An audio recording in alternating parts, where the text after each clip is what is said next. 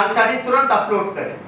उस जानकारी के आधार पर नजदीकी कोविड समर्पित अस्पताल या तुरंत बेड सुनिश्चित करेगा या होम क्वारंटाइन की स्थिति में स्थानीय मुखिया, वार्ड मेंबर, नगर निगम या पंचायत को संबंधित परिवार की हर प्रभावी तौर पर आइसोलेट होने के लिए सहयोग करने की गाइडलाइन जारी करेगा। 8वां, कोविड वार्ड में मरीजों के अटेंडेंट के प्रवेश को वर्जित कर अस्पताल में एक अलग जगह सीसीटीवी फुटेज से उनको देखने की व्यवस्थाएं की जाए। अक्सर महोदय ये होता है, देखा जाता है कि लोग अपने पेशेंट को जो है अटेंडेंट वो बार बार जाना चाहते हैं देखना, तो इसको वर्जित करके अलग से एक सीसीटीवी फुटेज और एक अलग से जगह उनके लिए दे दिया जाए, ताकि जो है वो अपने मरीज को अटेंडेंट जो है उस जगह से वो देखते रहें। फुटेज का एक्सेस उनके फोन में दिया जाए अथवा मरीज परिजन के बीच बातचीत का विशेष प्रबंधन किया जाए। 9वां, होम क्वारंटाइन मरीजों की निगरानी हेतु जीपीएस ट्रैकर तकनीक का इस्तेमाल करते हुए इसके मॉनिटरिंग के लिए एक विशेष सेल बनाया जाए। होम क्वारंटाइन के लिए एक विस्तृत प्रोटोकॉल बने जिसके माध्यम से पीड़ित परिवार के लिए घर पर ही दवा, पीपीई किट, ऑक्सीमीटर, थर्मोमीटर की व्यवस्था की जाए। घर का कचरा सुरक्षित तरीके से प्रशिक्षित कर्मियों द्वारा रोज घर से निकालना और रोजमर्रा की जरूरत के लिए स्थानीय जनप्रतिनिधियों के स्वास्थ्य कर्मियों व पड़ोसियों को आवश्यक मार्गदर्शन व दिशा निर्देश दिए जाए। 10वां, कोविड डेडिकेटेड अस्पतालों का निर्माण प्रमंडल स्तर पर किया जाए। 11वां, दूसरे राज्यों से आए सभी यात्रियों की जांच को अनिवार्य किया जाए। एंटीजन नहीं बल्कि उनकी आरटीपीसीआर जांच होनी चाहिए। बाहर के राज्य से आने वाले कोई भी व्यक्ति बिना नेगेटिव रिपोर्ट पाए अपने घर नहीं जा पाए। इसके लिए हर bus station, railway station, airport, राज्य के सीमाओं समुचित व्यवस्था हो महोदय। ऐसे कोरोना मरीजों के लिए अधिक से अधिक सुसज्जित अस्थायी आइसोलेशन व क्वारंटाइन सेंटरों की व्यवस्था की जाए। पौष्टिक भोजन, साफ सफाई और जरूरी सुविधाएं की समुचित व्यवस्था कराई जाए। 12, कोरोना काल में सबसे अधिक प्रभावित सभी गरीब परिवार और मजदूर भाइयों को अगले 100 दिन तक 100 रुपए प्रतिदिन के हिसाब से न्यूनतम 10,000 की एक मुश्त सहायता राशि स्थानांतरित की जाए। विगत वर्ष भी हमने ये मांग रखी थी। 13, राज्य के सभी राशन कार्ड धारकों को 6 महीने तक मुफ्त राशन दिया जाए। हर प्रखंड में 4-5 कम्युनिटी किचन शुरू किया जाए।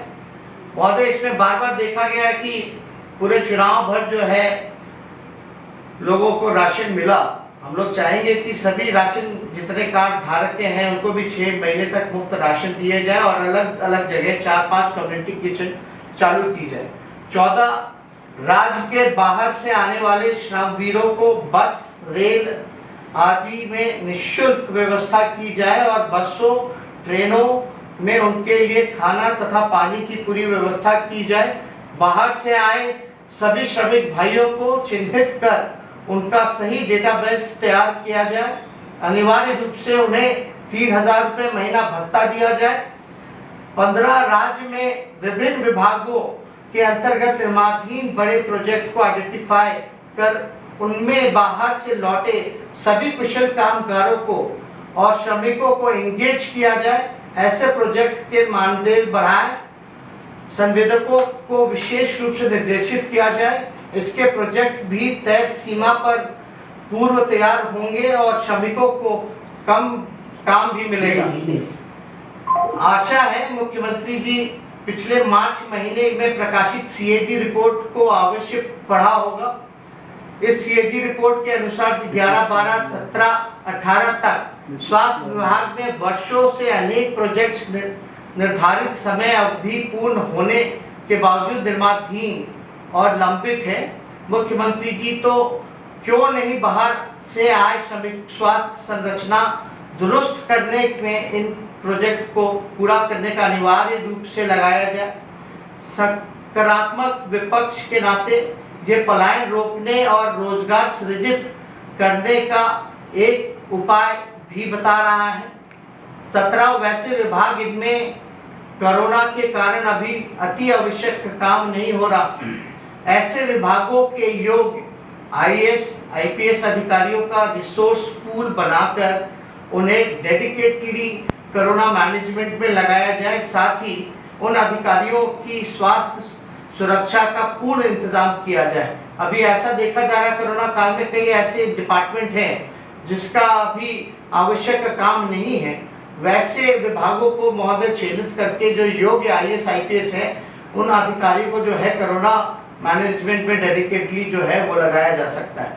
18 टेस्टिंग मैनेजमेंट के लिए अलग से डेडिकेटेड IAS अधिकारी, ऑक्सीजन मैनेजमेंट के लिए अलग से अधिकारी, वैक्सीनेशन के लिए अलग, आइसोलेशन और फॉलो अप मैनेजमेंट के लिए अलग, सरकारी और निजी अस्पतालों में बिस्तरों की व्यवस्था के लिए अलग से, कोरोना पीड़ितों के घर दवा किट भेजने के लिए अव्यवस्था के लिए अलग से, कोरोना बजट के किसी प्रकार की धांधली ना हो इसलिए विशेष समर्पित भ्रष्टाचार निरोधक सेल सामान्य कोरोना संबंधित अन्य शंकाओं के निवारण के लिए एक अलग से डेडिकेटेड कॉल सेंटर की स्थापना, 7 डेडिकेटेड अधिकारियों की नियुक्ति की जा सकती है।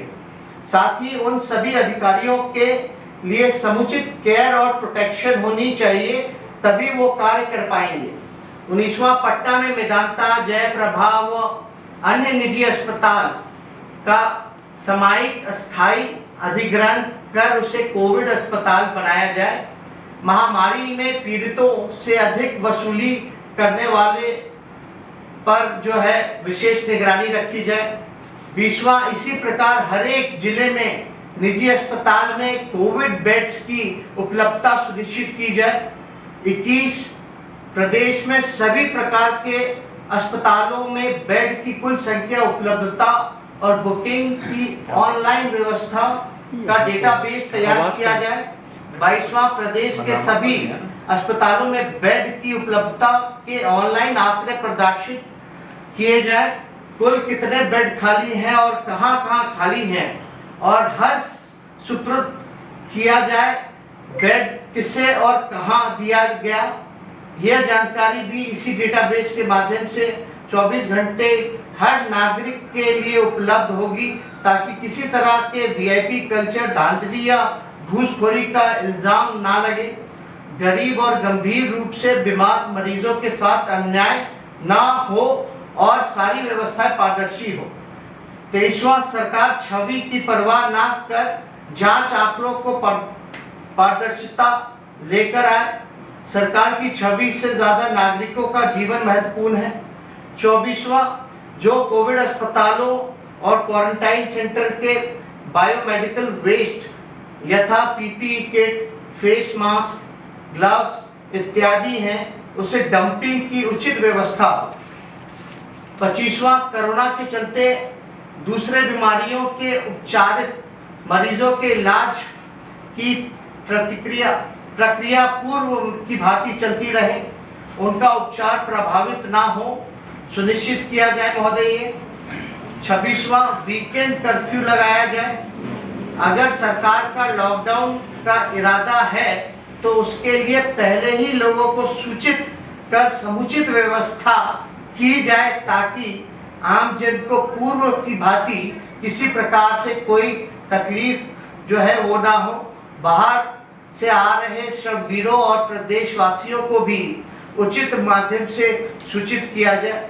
ये महत्वपूर्ण है महोदय। अगर सरकार सोचती है लॉकडाउन का, तो वीकेंड कर्फ्यू लगाया जा सकता है और समुचित जो जानकारी जो है लोगों को पहले से दी जा सकती है, और सारे इंतजाम और तैयारी को हम लोग पहले से किया जाए, ताकि पिछले बार के तरीके जो रहे हैं उस तरीके से फिर से प्रॉब्लम जो है वो सामने न आए।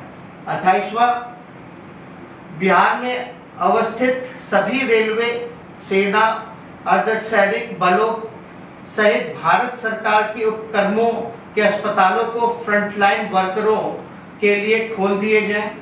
इस संबंध में भारत सरकार से व्यापक आदेश जारी करने के हेतु अनुरोध किया जा सकता है।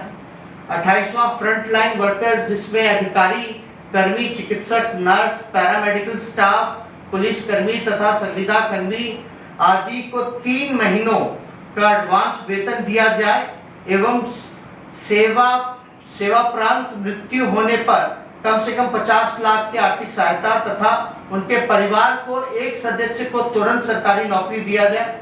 29वां, जरूरत पड़ने पर हमारी पार्टी कार्यालय, मेरी सरकारी आवास परिसर का भी सरकार उपयोग कर सकती है। 30वां, अंत में ये कहना चाहूँगा कि जिस प्रकार से चुनाव के वक्त आप लोग कैंपेन मोड में रहते हैं, उसी प्रकार से टेस्टिंग और ट्रीटिंग को भी कैंपेन मोड में चलाया जाए। इन्हीं चंद शब्दों के साथ महोदय, आपको राज्यपाल महामहिम जी को आपको हम धन्यवाद देना चाहेंगे।